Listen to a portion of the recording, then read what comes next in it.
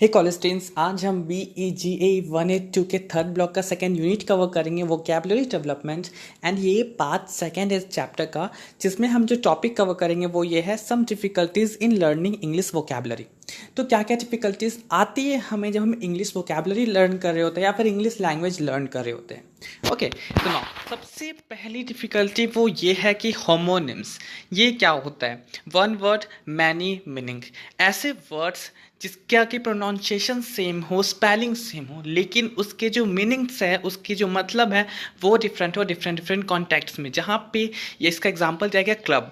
यहाँ पे क्लब का मतलब अलग अलग कॉन्टेक्स्ट में अलग अलग तरीके का है। जैसे कि क्लब आपका एक पीपल एसोसिएशन हो सकता है जहाँ पे लोग होते हैं, जैसे कि हैप्पी क्लब हो गया, स्पोर्ट्स क्लब हो गया, बैडमिंटन क्लब हो गया, जहाँ पे लोग जुटते हैं एक जैसे एक इंटरेस्ट वाले लोग, एंड वहाँ पे वो लोग साथ में काम कर रहे होते हैं, वर्क कर रहे होते हैं, या फिर फन जो बोला जाए। Okay, now and in second context में अगर ले तो क्लब का मतलब एक इंस्ट्रूमेंट बोल सकते हो या फिर एक टूल बोल सकते हो, एक हथियार टाइप से, जो कि वो बाहुबली टाइप लोग कुश्ती करते समय यूज़ करते, ये वाला फिगर है। ओके, तो ये डिफरेंट कॉन्टेक्स्ट में ये क्लब हो गया।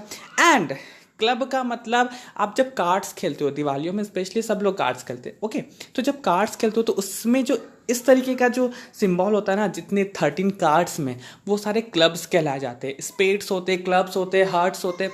ओके, तो ऐसे डिफरेंट कार्ड्स होते हो। तो इस तरीके के इस कॉन्टेक्स्ट में क्लब का मतलब आपका ये कार्ड हो गया। एंड द फोर्थ, क्लब का मतलब कॉम्बाइन, है ना, एकजुट होना। तो होमोनिम्स यही है कि आपका वर्ड एक जैसा है, स्पेलिंग एक जैसी है, प्रोनाउंसिएशन एक जैसी है, बट उसके जो मतलब है वो बहुत डिफरेंट है डिफरेंट कॉन्टेक्स्ट में। वही अगर एक और एग्जांपल है तो यहाँ पे बेड का एग्जांपल है। यहाँ पे डिफरेंट एग्जांपल्स ले गए हैं बेड की, जैसे कि first example is that she went to her room and lay down on the bed. वो रूम पे गई और बेड पे सो गई। सेकेंड एग्जाम्पल है my husband is busy preparing a bed for the pansies. Pansies actually flower होती है, एक तरीके की पर्पल कलर फ्लावर होती है। एंड यहाँ पे बेड का मतलब है कि उसके हस्बैंड मिट्टी बना रहे हैं, मतलब मिट्टी को खोद रहे होंगे या फिर ठीक ठाक कर रहे होंगे पेंसिज को उगाने के लिए, पेंसिज को वहाँ पे उसके बीज को डालने के लिए, स्पेशली गार्डन में। And the third one is that कि भाई चावल पे तुम करी डाल दो, मतलब चावल जो प्लेट में सजा के डालते हैं ना, बेड ऑफ द राइस उसको बोलते हैं। जब हम इसको इंग्लिश में डिफाइन करते हैं या फिर बोलते हैं तो बेड ऑफ द राइस बोलते हैं। चावल जब प्लेट में सज जाता है, जो बना हुआ चावल होता है खाने वाला। ओके, तो यहाँ पे क्या बोल रहा है कि करी को डाल दो चावल पे। ओके, तो यहीं पे मतलब एक ही है, सॉरी, प्रोनाउंसिएशन एक ही है, स्पेलिंग एक ही है, वर्ड भी एक है, मतलब लेकिन डिफरेंट कॉन्टेक्स्ट में इसका जो मतलब है वो चेंज हो रहा है। तो ये आते हैं आपके होमोनिम्स। इससे कारण से कुछ डिफ़िकल्टीज होते हैं, बट जो एक्चुअल में जो मास्टर्स होते हैं लैंग्वेजेस में या फिर जो सीख रहे होते हैं ऐसे लैंग्वेजेस, उनको यहाँ पे ध्यान देना होता है कि आप कैसे ले रहे हो, किस कॉन्टेक्स्ट में ले रहे हो, आपको चीज़ें कैसे समझनी है। ओके, नाउ तो यहाँ पे चेक योर प्रोग्रेस 3 है, जहाँ पे फर्स्ट क्वेश्चन ये है there are many fans in the room. यहाँ पे पूछ रहा है क्या ये सेंटेंस एम्बिग्यस है, क्या इसके और भी मतलब हो सकते, क्या ये एक क्लियर मतलब वाला सेंटेंस है, क्लियर मीनिंग वाला सेंटेंस है? तो नहीं, यहाँ पे इसके दो मतलब निकल से। एक फैन तो वो फैन जो रूम में चलते रहता है जिससे हवा आती है, एंड दूसरे फैंस मतलब भाई फैन फॉलोइंग, आपको कितने लोग फॉलो करें, आपके कितने फैंस है। ओके, तो यहाँ पे आपको ये बताना है कि जो सेंटेंस है there are many fans in the room, क्या ये क्लियर सेंटेंस है? तो नहीं, ये क्लियर सेंटेंस तो नहीं है, क्योंकि इसके 2-3 मतलब निकल सकते हैं। आपको यहाँ पे अपने रीजंस देने हैं अकॉर्डिंग टू यू ओनली।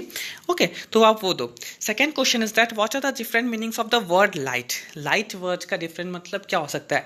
एक लाइट रोशनी, एक लाइट हल्का, एक लाइट फ्लॉपी। ओके, तो डिफरेंट मतलब हो सकते हैं लाइट के डिफरेंट कॉन्टेक्ट्स में। नाउ यहाँ पे आपको अपने अकॉर्डिंगली इस वर्ड्स को यूज़ करना, डिफरेंट मीनिंग्स को, सेंटेंसेस को बनाने के लिए डिफरेंट मीनिंग के according. Okay, now the second difficulty is that homophones. ठीक है, साउंड सेम है बट जिसका फॉर्म है, जिसका मतलब है वो डिफरेंट होता है। फॉर एग्जाम्पल यहाँ पे ग्रेट, ग्रेट साउंड सेम है बट स्पेलिंग भी डिफरेंट है एंड मतलब भी डिफरेंट है। फ्लोर, फ्लोर, ठीक है, साउंड सेम है, स्पेलिंग डिफरेंट है, मतलब डिफरेंट है। ऐसे ब्रेक, ब्रेक हो गया, देर, देर हो गया, स्टेशनरी, स्टेशनरी हो गया, बॉ, बॉ हो गया। ओके, तो इस तरीके के जो वर्ड्स होते हैं वो होमोफोन्स कहलाते हैं। होमोफोन्स का मतलब होता है सेम साउंड वाले वर्ड्स, यहाँ पे सेम साउंड वाले वर्ड्स बहुत आते हैं आपके इंग्लिश लैंग्वेजेस में, जिसको आपको देख करके समझ करके यूज़ करना पड़ता है according to the context. For example यहाँ पे चेक योर प्रोग्रेस 4 है, जहाँ पे दिया गया है कि कीप डिस्टेंस पावर ब्रेक। क्या ये सेंटेंस या फिर क्या ये फ्रेज सही है? इसमें क्या गलती है? एक्चुअली गलती इसमें यह है कि यहाँ पे पावर ब्रेक यूज़ किया गया है। ब्रेक मतलब होता है टूटना, एंड जो यहाँ पे यूज़ करना चाहिए वो ये होगा कि पावर ब्रेक, BRAKE, जिसका मतलब ब्रेक लगाना, जो ब्रेक लगता है ना कार में, ट्रक में, बसेस में, वो ब्रेक। तो यहाँ पे ये गलती हो गई। देखो साउंड एक ही है तो लोगों से गलती हो जाती है, इंग्लिश लैंग्वेज में गलती यही होती है स्पेशली सबसे ज़्यादा। तो ये सारी डिफिकल्टीज़ को वोकैबुलरीज में आपको डील करना होता है, इसको कम करना होता है। Okay, now second question is that give example of 5 set of homophones. अब होमोफोन्स के और 5 सेट एग्जाम्पल्स यहाँ पे दो, जैसे कि बहुत सारे हो गए, सी और भी बहुत सारे एग्जाम्पल्स हैं। Okay, now the third one is that homographs. Okay, same form different sounds and meaning. Form एक जैसा है लेकिन जो साउंड है एंड मीनिंग है वो डिफरेंस है। फॉर एग्जाम्पल यहाँ पे दिया गया है the directors secretary took down the minutes, and second one is that even minute details are taken care by the diligent organisation.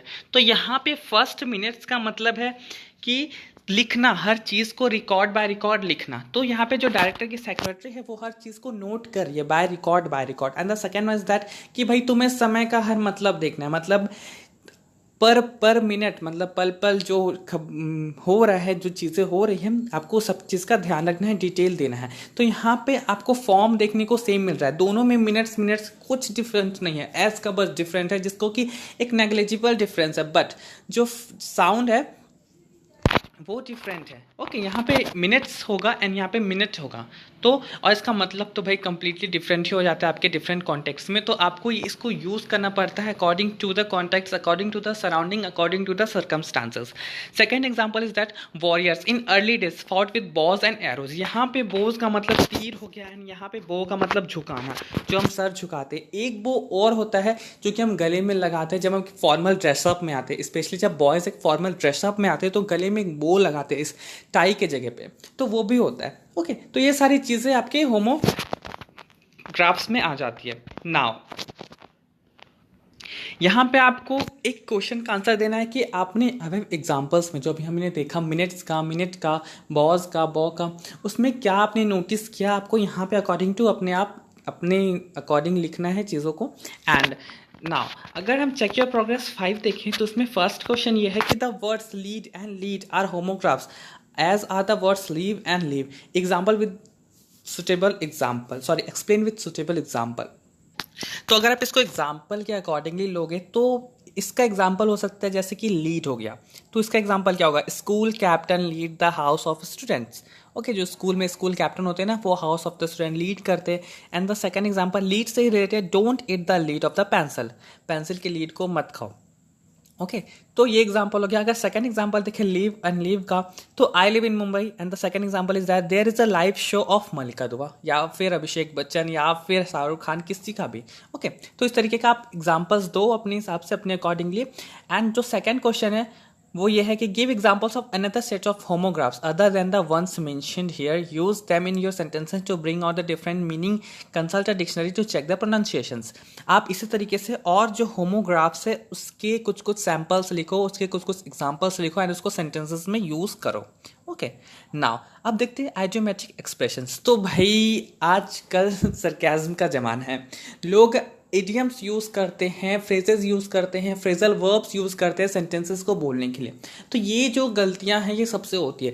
आइडियोमेट्रिक expressions ऐसी गलतियां हैं जो कि लोग नॉर्मली करते हैं। ओके, अब ये क्या है? एक्चुअली जो इडियम्स होते हैं वो एक्चुअली ग्रुप ऑफ वर्ड्स होते हैं, बोला जाए फ्रेजेस होते हैं, जिसको कि लोग आमतौर पर यूज़ करते हैं। अगर हिंदी में बोला जाए तो मुहावरे, है ना, बोलते हैं ना, जैसे नाचना जाने आंगन टेढ़ा, बंदर क्या जाने अदरक का स्वाद, बचपन से सुनते आ रहे, बचपन से पढ़ते आ रहे, स्पेशली घर में भी बोलते हैं। ओके, जैसे धोबी का कुत्ता ना घर का ना घाट का।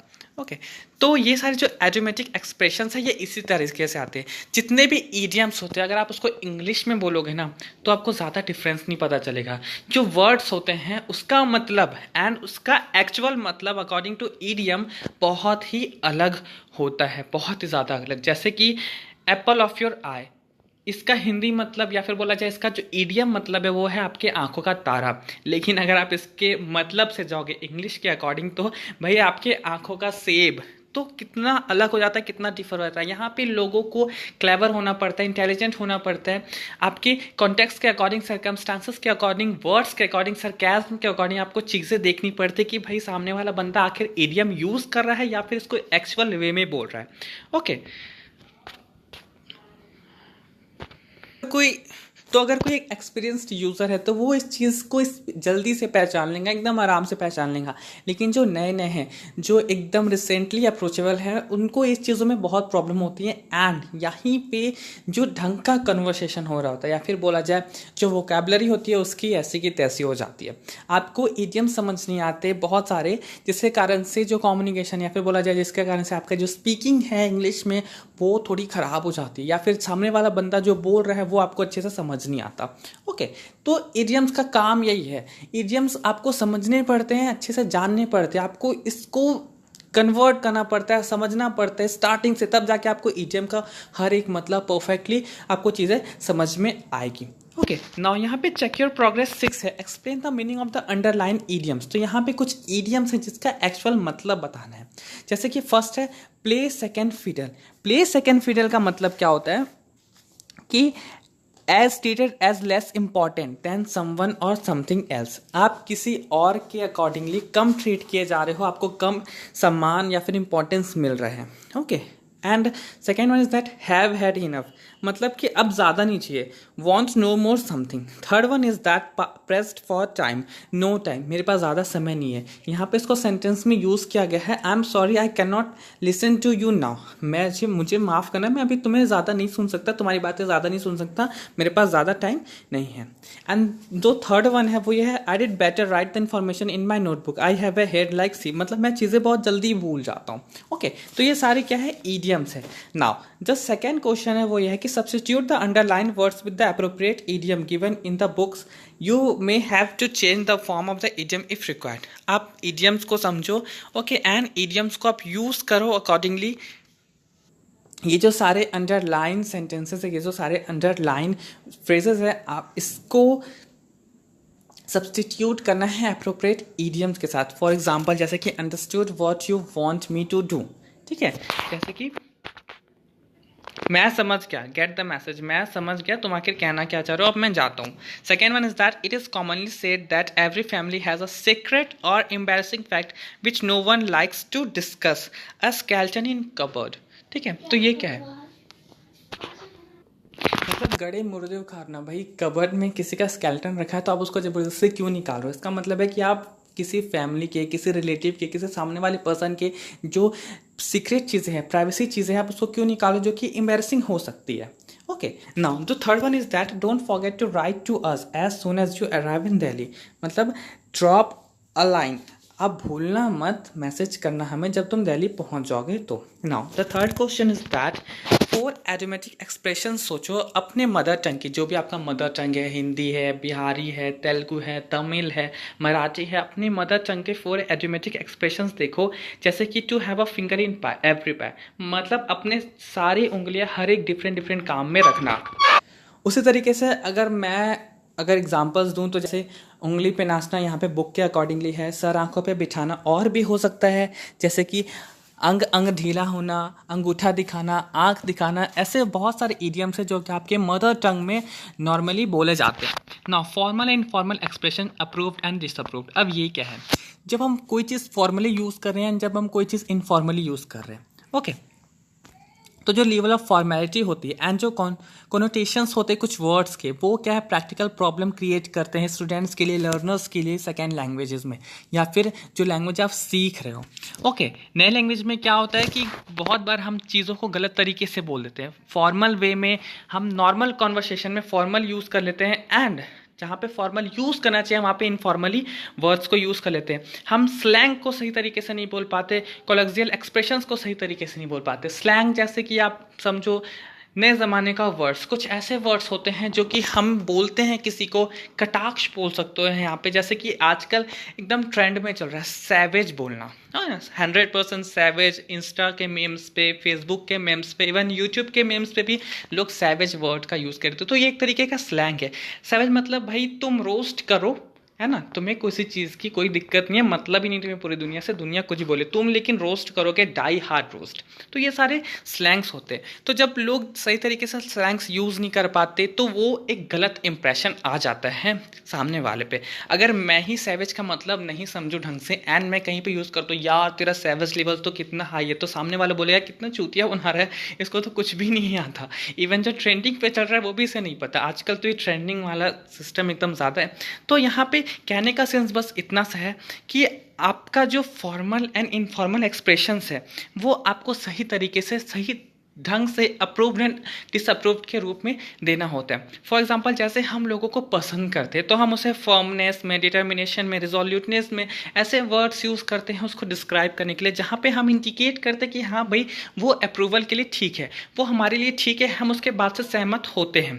एंड वहीं पे हम लोगों के लिए स्टबर्ननेस, ऑब्स्टिनेसी, पिगहेडनेस टर्म्स यूज़ करते हैं, जहाँ पे हम उससे डिसअप्रूव्ड होते हैं कि हाँ नहीं तुम्हें हम पसंद नहीं है, सॉरी तुम हमें पसंद नहीं हो, हम तुम्हें डिसअप्रूव्ड करते हैं। इस तरीके के जो वर्ड्स यूज़ करते हैं, अगर यहीं पे हम चीज़ों को गलत ढंग से यूज़ कर ले तो कितना डिफरेंस आ जाएगा चीज़ों में, कितना डिफरेंस आ जाएगा आपके एक्चुअल मतलब में एंड जो आप बोल रहे हो। ओके, तो फॉर एग्जांपल यहाँ पे एक और चीज़ है, फैट होना एंड प्लम्प होना। एक ही इंसान को बोल सकते हो लेकिन डिफरेंट कॉन्टेक्स्ट में। अगर आप नॉर्मल इंसान को फैट बोल रहे हो तो वो कितना गलत इंप्रेशन देगा, एंड वहीं पर अगर आप प्लम्प बोल रहे हो तो वो कितना राइट इंप्रेशन देगा। प्लम्प होना मतलब गोलू मोलू सा होना, गुलगुला सा होना, जो कि नॉर्मली क्यूट होता है ना, क्यूट बोला जाए जिसको। लेकिन फैट बोल दोगे तो आप नॉर्मली उसकी इंसल्ट कर रहे हो कि तुम कितने फैट हो, मोटे हो। ओके, नाउ यहाँ पे चेक योर प्रोग्रेस 7 है, जहाँ पे हमें कुछ वर्ड्स दिए गए हैं। यहाँ पे हमें इसको देखना है कि कौन सा वर्ड्स फॉर्मल में आएगा, इनफॉर्मल में आएगा, अप्रूव में आएगा और डिसअप्रूव में आएगा। इसके सामने हमें लिखना है, जैसे कि लॉजेटोरी, sissy, jet, chips, soporific, smart alec, felicitous, dude, clobber. Okay, now अब देखते हैं हाइपोनिम्स, वर्ड कैटेगरीज।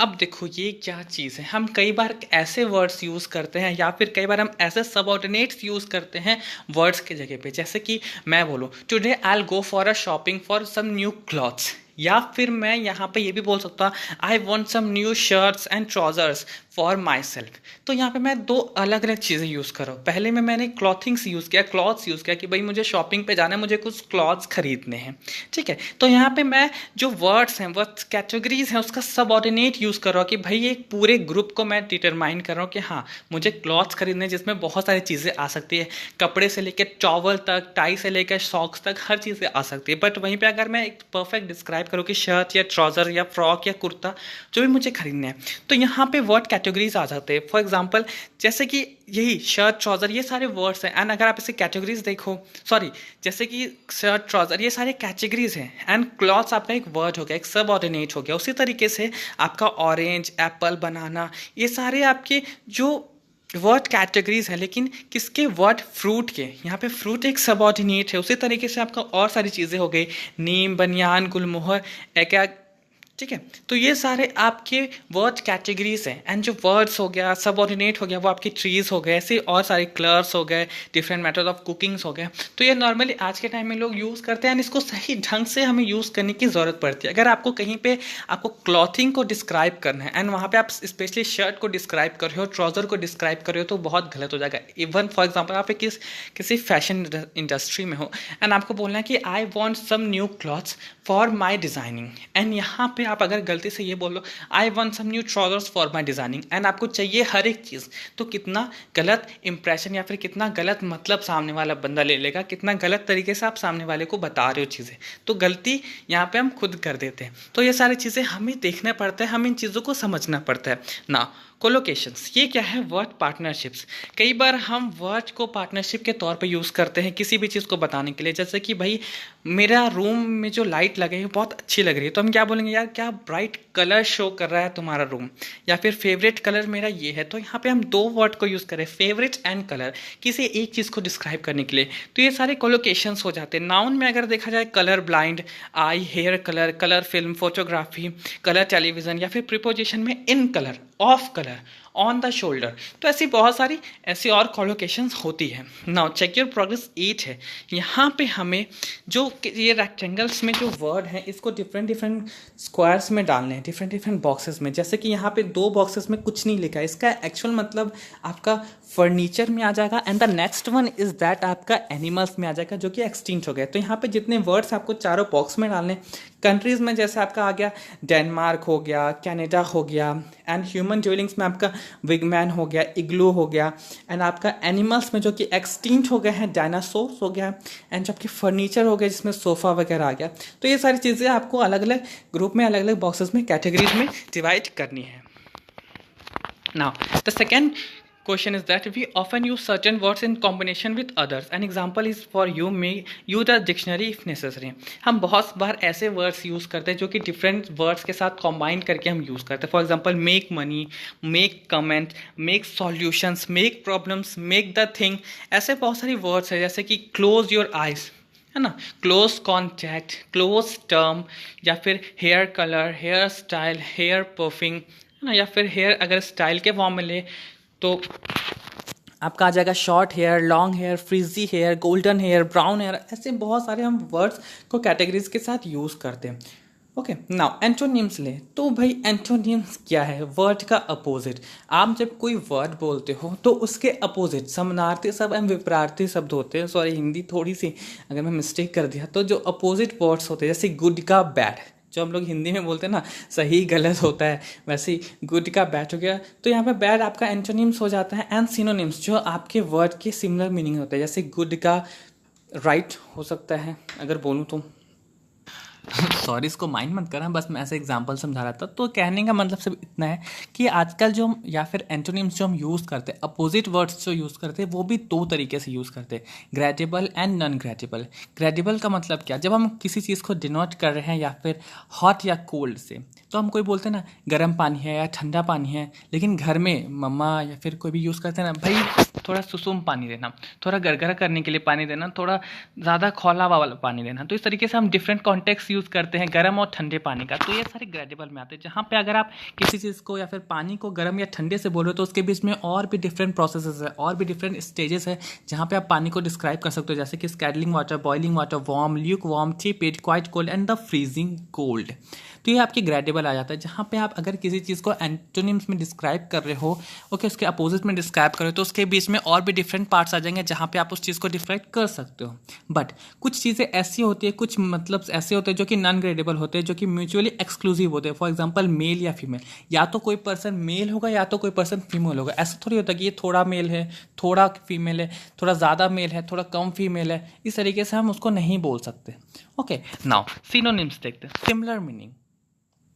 तो यहाँ पे सिमिलर मीनिंग कहने का मतलब सिर्फ इतना सा है कि जो इंग्लिश लैंग्वेज है उसमें आपको एक ही वर्ड्स के सिमिलर मीनिंग मिल जाएंगे, लेकिन डिफरेंट कॉन्टेक्स्ट में, जो कि ज़्यादा आइडेंटिकल नहीं होंगे, जो कि सिमिलर हो सकते हैं बट आइडेंटिकल नहीं हो सकते, एकदम हूबहू एक जैसा नहीं हो सकते। अगर वो एक जैसे ही होंगे तो आखिर 2 वर्ड लाएंगे क्यों, है ना। तो थोड़े सिमिलर होते हैं जहाँ पे आप उसको यूज़ कर सकते हो। फॉर एग्जांपल, आपका angry, annoyed, upset and irritated, ये 4 ऐसे वर्ड्स हैं जिसका मतलब एक ही होता है कि भाई थोड़े परेशान होना, गुस्सा होना, लेकिन आप इसको डिफरेंट कॉन्टेक्स्ट में यूज़ करोगे, डिफरेंट जगह पे डिफरेंट तरीके से आप यूज़ करोगे। अगर आपको यूज़ करना है इरिटेशन एंड आप बोलोगे कि मैं बहुत अनॉयड हो गया हूँ, एंग्री हो गया हूँ, अपसेट हो गया हूँ, तो वो थोड़ा रॉन्ग हो जाएगा। ओके, या फिर आप जहाँ पे आपको अपसेट यूज़ करना है, एक्चुअल में उदास यूज़ करना है, अगर वहाँ पे आप बोलोगे कि मुझे गुस्सा आ रहा है, तो वो थोड़ा सा गलत हो जाएगा। तो आपको चीज़ों को देख करके सही ढंग से उसको आपको चूज करना पड़ता है एंड अपने सेंटेंसेस में आपको डालना पड़ता है।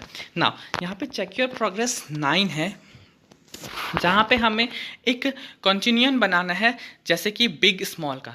Huge, very big, large big, small big, very small, tiny, इस तरीके से आपको और बनाने हैं और डिफरेंट वर्ड्स को लेकर के. Now second question is that can words like limp, hobble, stroll, saunter, march, stride, tours and track be used as synonyms of walk? Consult a dictionary and gives reason for your answer. तो इस तरीके के जो words हैं क्या ये walk के लिए यूज़ किए जा सकते हैं? यहाँ पे जितने वर्ड्स दिए गए हैं तो आपको इसको डिक्शनरी से देखना है एंड अगर सही है तो रीजन देना है, गलत है तो रीजन देना है. Now third one is that how many synonyms are there for the word glamour? Write them here. Glamour के लिए कितने सिनोनिम्स हो सकते हैं? जो हम बोलते हैं ना एकदम ग्लैमर है, ग्लैमरस दुनिया, या फिर तो एकदम ग्लैमरस दिख रहा है, तो ग्लैमर के लिए आपको और कितने सिनोनिम्स आप यहाँ पे यूज़ कर सकते हो, आपको वो देना है. तो गाइज यहाँ पे सेकेंड पार्ट का एक्सप्लेनेशन खत्म होता है. अगर आपको वीडियो का एक्सप्लेनेशन अच्छा लगा तो प्लीज़ मेरे चैनल को लाइक करें, शेयर करें एंड सब्सक्राइब करें. And if any queries regarding this video, please get in touch with me in the comment section and you can DM me in my Insta ID. Okay, thank you guys.